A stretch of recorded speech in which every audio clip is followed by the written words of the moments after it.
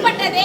Survey number 598 இட்டேரி அரசு நிலம் நான் தகவல் அறியும் உரிமை சட்டத்துல வாங்கப்பட்டது அரசு நிலம் சொல்லி இது பல கோடி ரூபாய் சொத்தை முறைகேடாக பட்டா கொடுக்கப்பட்டது. 598 சர்வே எண் 1 598 சர்வே எண் 4க்கு கவர்மெண்ட் வேல்யூஷன் போட்டு வச்சிருக்காங்க.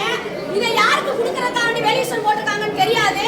அந்த இடத்துல பாறைகளை பூரா வெடி வச்சு லாரியில கடத்தப்பட்டாங்க, மரங்களை பூரா வெட்டப்பட்டாங்க. நானும் மனு நிறைய மனுக்கள் கொடுத்திருக்கேன். என்னுடைய மனுவுக்கு ஒரு மனுவு கூட நடவடிக்கை எடுக்க கிடையாது. இது மாநகராட்சிக்கு உள்பட்டது. 598 சர்வே நம்பரை 9 சர்வே நம்பர் ஆக்கி இப்ப 29 சப்டிஷன் பண்ணி இருக்காங்க.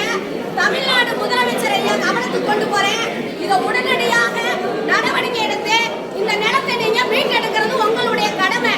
நான் மனு கொடுக்கறது வாசி எனக்கு பாதுகாப்பு கொடுக்க வேண்டியதும் உங்களுடைய கடமை.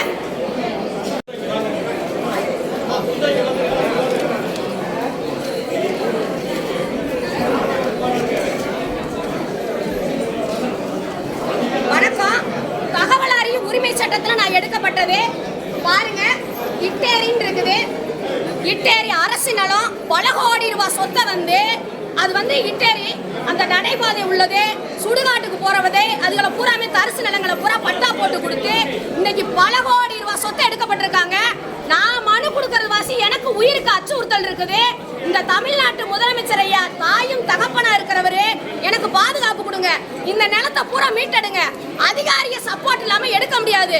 ஒன்னே தாசில்தாரு, வருவாய் கோட்டாட்சியர், விஓ, ஆர்ஐ இவங்க சப்போர்ட் இல்லாம இந்த நிலங்களை எடுக்க முடியாது, பட்டா போட முடியாது, சப்டிஷன் பண்ண முடியாது. பல பட்டா வாக்கியிருக்காங்க. ஒரு பட்டாவை அரசு நிலத்தை 22 பட்டா வாக்கியிருக்காங்க.